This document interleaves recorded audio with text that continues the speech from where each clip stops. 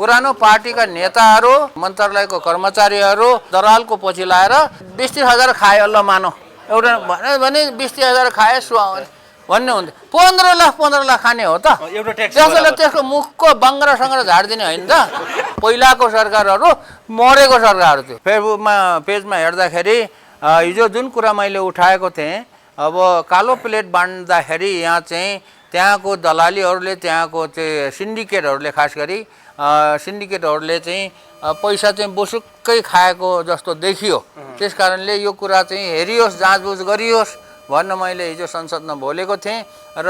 सरकारले पनि सुनेछ र आज नै सूचना पठाएको देखियो होइन अब यहाँ त होला नि त अब छानबिन होला त यसमा छानबिन गर्नु पर्ला के लाग्छ गर्नु पर्यो नि त्यो 15 लाख रुपियाँ कसले खान्छ एउटा ट्याक्सीको 15 लाख खानाले अब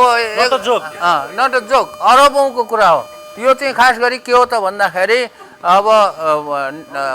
पुरानो पार्टीको नेताहरू मिलेर पुरानो पार्टीका नेताहरू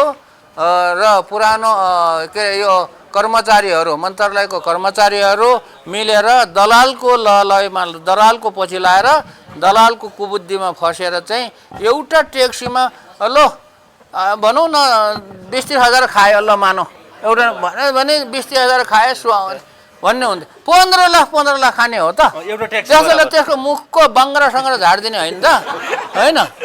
एउटा ट्याक्सीको नम्बर प्लेट लिनलाई 15 लाख खाने र खुवाउने अनि त्यस्तो किसिमको कुरालाई चाहिँ अनदेखा गरेर नदेखे जस्तो गरेर बस्ने सरकार पहिलाको सरकारहरू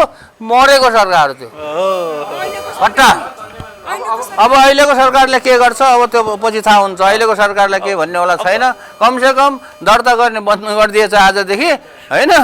अब अरु सबै सार्वजनिकको पनि यातायातको बन्द गरिदियो नि त फेरि त्यसले समस्या पो सिर्जना गर्न लागि सबै सार्वजनिक भनेको अब कालो नम्बर प्लेट लिनेहरूलाई सबैलाई त्यहाँ बन्द गर्यो होला के हो गर्यो मलाई थाहा छैन है धन्यवाद